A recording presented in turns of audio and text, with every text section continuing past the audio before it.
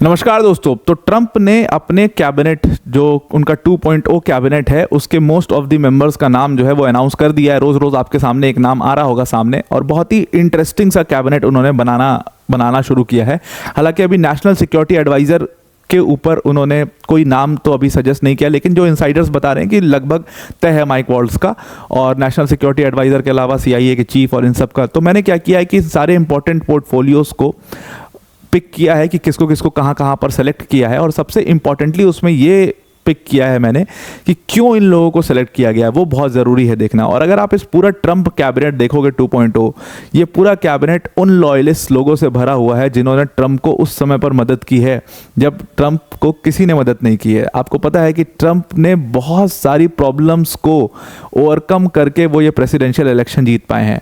एक मैं कहूँगा एक से ज़्यादा जो है डेथ अटेम्प्ट उनके ऊपर, एक से ज़्यादा उनका मर्डर अटेम्प्ट हुआ उनके ऊपर असैसिनेशन का।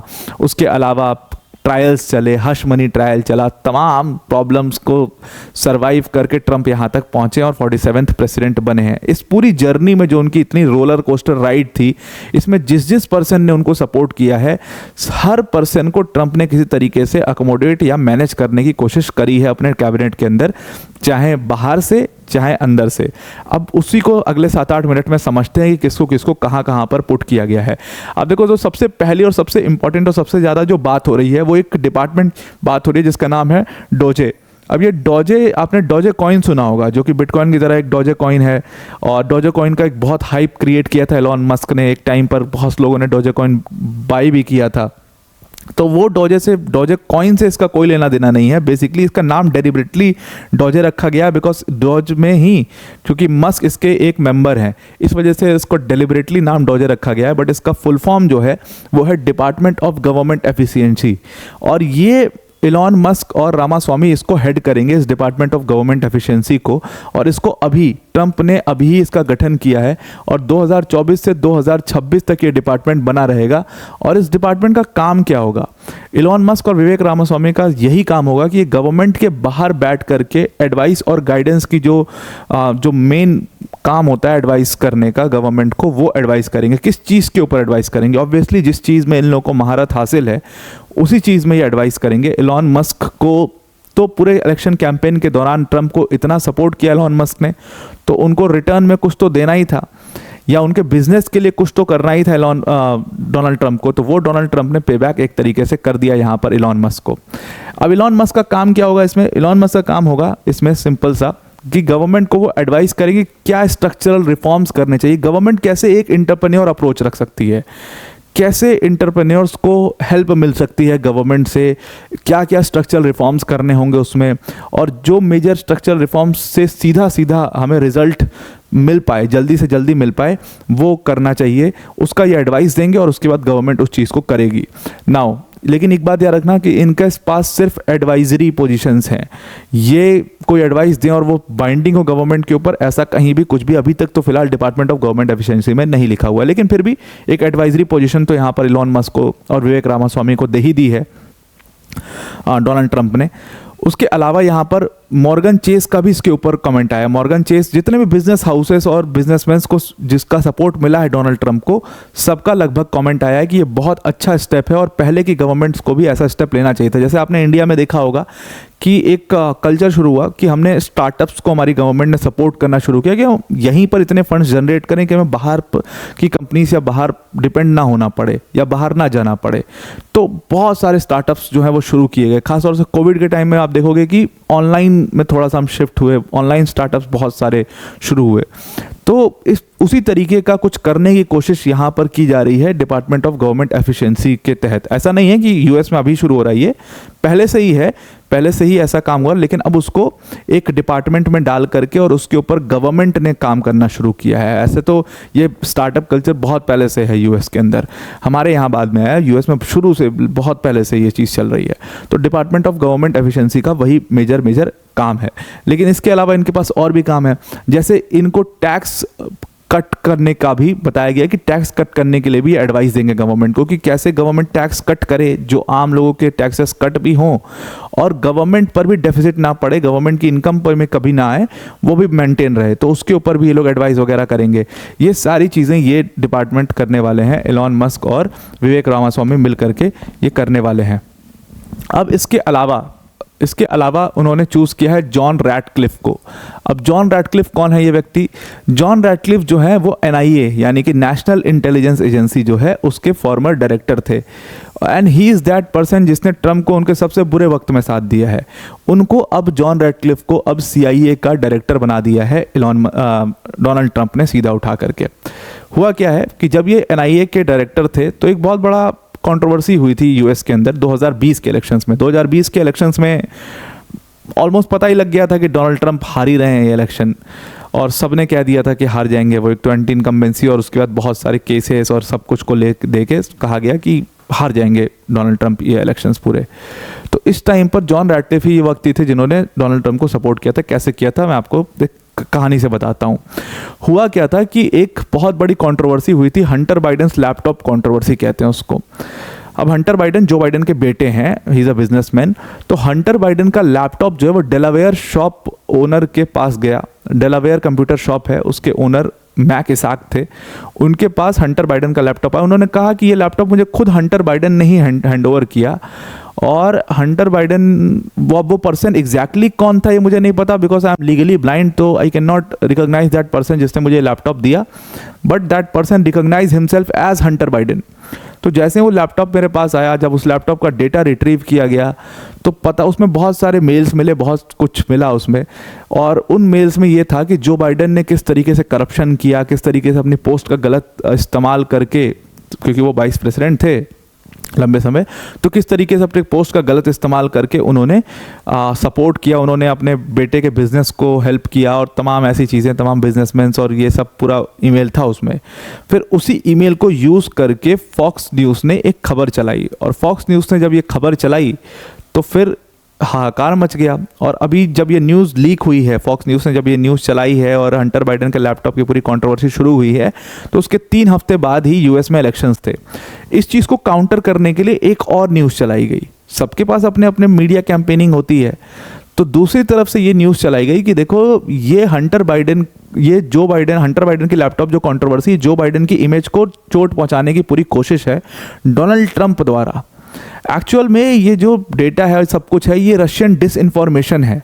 उसको रशियन डिसइंफॉर्मेशन का नाम दे दिया गया और कहा गया ये है ही नहीं हंटर बाइडेन का लैपटॉप, ये रशियन डिसइंफॉर्मेशन है। जानबूझ करके ये डिसइंफॉर्मेशन क्रिएट किया जा रहा है कि जो बाइडेन इलेक्शन हार जाएं और पुतिन के best friend Donald Trump election जीत जाएं। ट्रंप चिल्ला के कहते रह गए कि मेरा इस पूरी कंट्रोवर्सी से कोई लेना देना नहीं है। ये जो डेलावेयर कंप्यूटर शॉप के ओनर हैं उनको मिला लैपटॉप, हंटर बाइडेन का लैपटॉप है, रशियन डिसइंफॉर्मेशन नहीं है, मेरा इससे कोई लेना देना नहीं है। लेकिन किसी ने नहीं माना। अब उसको बाद ये मामला चला गया नेशनल इंटेलिजेंस एजेंसी के पास। नेशनल इंटेलिजेंस एजेंसी ने उस समय पर इसकी जांच करनी शुरू की, और तब तक इलेक्शंस हो गए यूएस में। जब इलेक्शंस हो गए यूएस में और जो बाइडेन जीत गए, तो फिर जाहिर सी बात है, आपको भी पता है कि इन एजेंसीज़ के ऊपर बहुत बड़ा इम्पैक्ट पड़ता है। तो इस एजेंसी के 51 इंटेलिजेंस ऑफिसर्स ने सीधा ये कह दिया कि ये जो हंटर बाइडेन का लैपटॉप है ही नहीं, और ये जो है वो सच में रशियन डिसइंफॉर्मेशन है। लेकिन उस टाइम पर भी एक व्यक्ति, यानी कि जॉन रैटक्लिफ ही वो व्यक्ति थे जो इस चीज़ के ऊपर बिल्कुल अडिग थे कि नहीं, ये हंटर बाइडेन का ही लैपटॉप है और ये कोई रशियन डिसइंफॉर्मेशन नहीं है। सच में जो बाइडेन ने बहुत ज़्यादा करप्शन किए हैं और उनके ऊपर ये करप्शन के केसेस होने चाहिए। अभी तक ये केस चल रहा है हंटर बाइडेन वाला। तो John Ratcliffe was that person. इन्हीं पर्सन को, जॉन रैटक्लिफ को उठा करके अब CIA का चीफ डायरेक्टर बना दिया है डोनाल्ड ट्रंप ने।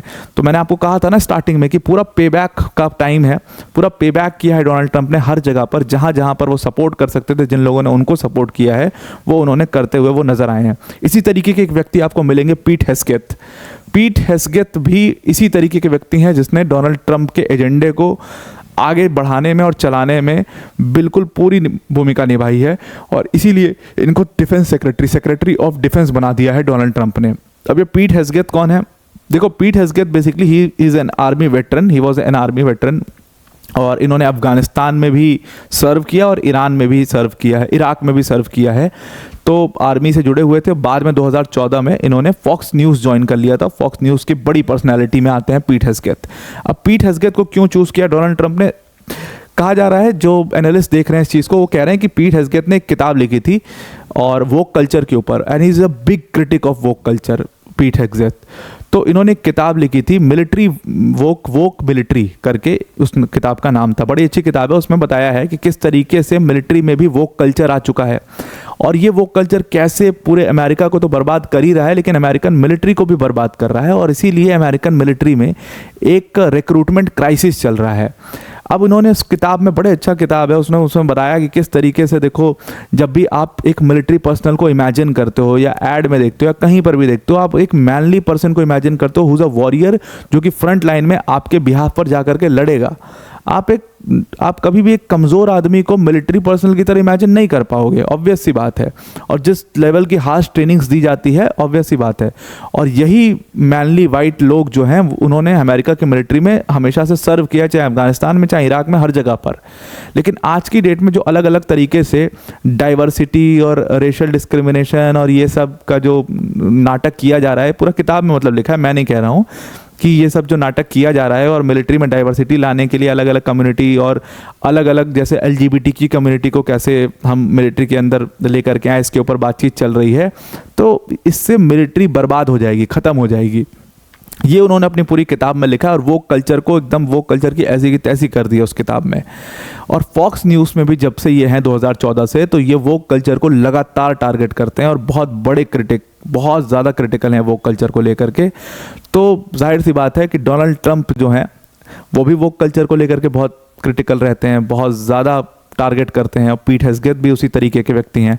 तो इनको सीधा उठाया और सेक्रेटरी ऑफ डिफेंस की इनको पोजीशन दे दी है। तो यहाँ पर आप एकदम अपने लाइक माइंडेड पर्सन्स को डोनाल्ड ट्रंप ने यहाँ पर इंक्लूड किया है। अब अगर बात करें नेशनल सिक्योरिटी एडवाइज़र की, तो इसमें देखो, नेशनल सिक्योरिटी एडवाइज़र हमेशा प्रेसिडेंट का बहुत क्लोज व्यक्ति ही होता है। तो वो माइक वॉल्ट्ज़ हैं। ये बहुत बड़े, समझ लो आप, ट्रंप लॉयलिस्ट हैं और लंबे समय से ये ट्रंप लॉयलिस्ट रहे हैं। नेशनल गार्ड में इन्होंने एज अ कॉलोनल सर्व किया है और आपने इनके बहुत सारे बयान सुने होंगे। एशिया पैसिफिक के बहुत बड़े जानकार हैं और वहाँ पर जो चाइनीज़ एक्टिविटी होती है एशिया पैसिफिक में, उसको लेकर के बहुत क्रिटिकल रहते हैं। ये काफ़ी क्रिटिसाइज़ किया है इन्होंने एशिया पैसिफिक में चाइनीज़ एक्टिविटी को, और जो बाइडेन को बहुत टारगेट किया है कि इन्होंने बिल्कुल ध्यान नहीं दिया एशिया पैसिफिक के ऊपर। माइक वॉल्ट्ज़ का हमेशा बयान आता है, लॉन्ग टर्म रिपब्लिकन रहे हैं ये। तो कहा जा रहा है, जो इनसाइडर्स बता रहे हैं कि माइक वॉल्ट्ज़ को ही नेशनल सिक्योरिटी एडवाइज़र ट्रंप यहाँ पर चूज़ करेंगे, he will be his first pick. तो इसमें तो कोई डिबेट ही नहीं है। डिबेट है मार्को रूबियो के नाम पे कि क्या मार्को रूबियो को सेक्रेटरी ऑफ स्टेट बनाया जा सकता है, क्योंकि मार्को रूबियो के नाम भी चल रहा है सेक्रेटरी ऑफ स्टेट के लिए। और अगर Marco Rubio secretary of state बनते हैं, so he will be the first Latino to hold the secretary of state position in the US. आज तक किसी लैटिनो ने यूएस में सेक्रेटरी ऑफ स्टेट की पोजीशन होल्ड नहीं की है। तो डोनाल्ड ट्रंप की जो कैबिनेट के ऊपर सवाल पूछा जा रहा था कि ये बड़ा इंटैक्ट कैबिनेट होगा, वाइट कैबिनेट होगा, ये वो, पर डाइवर्सिटी तो आपको यहाँ पर भी दिख रही है। गवर्नमेंट के बाहर के पर्सन्स को, इलॉन मस्क, रामास्वामी, गवर्नमेंट के बाहर के लोगों को एडवाइस के लिए रख रहे हैं। उसके बाद पीट हेग्सेथ जैसे लोगों को भी इंक्लूड किया है। यहाँ पर आपने देखा कि मार्को रूबियो अगर बनते हैं सेक्रेटरी ऑफ स्टेट तो ही विल बी अनदर लैटिनो। तो डाइवर्सिटी आपको ट्रंप के कैबिनेट में काफ़ी यहाँ पर नजर आएगी, जो कि कहा गया था। तो अब आपको ये पूरा आर्टिकल और इन सारे पर्सन्स के बारे में समझ में आ चुका होगा। ये सारे इंपॉर्टेंट थे और भी जो इंपॉर्टेंट पोर्टफोलियो सामने आएंगे, एक बार अनाउंस होगा, उसके बारे में भी मैं आपसे डिस्कस कर लूँगा। वीडियो को एंड करने से पहले अनअकैडमी टीम की तरफ से एक बहुत बड़ी अनाउंसमेंट है। देखिए, अनअकैडमी अपना सबसे बड़ा ऑफर लेकर के आया है। जिस यूपीएससी CSC की प्रिपरेशन के लिए आपके 1.5-2 लाख रुपए खर्च होते हैं, अनअकैडमी ने उसमें 50-60% डिस्काउंट करके इस प्राइस को सिर्फ 24,999 कर दिया है। मतलब इस कोर्स फीस में अनअकैडमी के टॉप फैकल्टीज जैसे मृणाल सर, प्रतीक सर, सुदर्शन सर जैसी फैकल्टीज यहाँ पर आपको पढ़ाएंगी। प्लस इसके साथ साथ आपको यहाँ पर 1-to-1 मेंटोरशिप भी मिलेगी। एकदम हैंड होल्डिंग प्रोग्राम है ये। अगर आप इसको इस डिस्काउंटेड प्राइस पर ज्वाइन करना चाहते हो तो डिस्क्रिप्शन में एक लिंक है, उस लिंक पर क्लिक करना और जहाँ पर यूज़ कोड का ऑप्शन आएगा वहाँ पर आप कैप्स में APYT10 यूज़ करना, तो आप इस कोर्स को अवेल कर पाओगे। उसके अलावा आपके लिए यहाँ पर EMI ऑप्शंस भी अवेलेबल हैं। मतलब अगर आप एक बार में पूरा अमाउंट पे नहीं करना चाहते तो यहाँ पर आप इस अमाउंट को EMI पर भी पे कर सकते हो। 18 मंथ्स, 12 मंथ्स, 24 मंथ्स, जितना भी आपको चाहिए होगा वो सारे ऑप्शंस वहाँ पर आपको दिख जाएंगे। आप बस एक बार वेबसाइट पर विजिट कर लीजिए। तो आई होप आपको पूरा आर्टिकल समझ में आ चुका होगा। आज के लिए इतना ही। Thank you and have a nice day.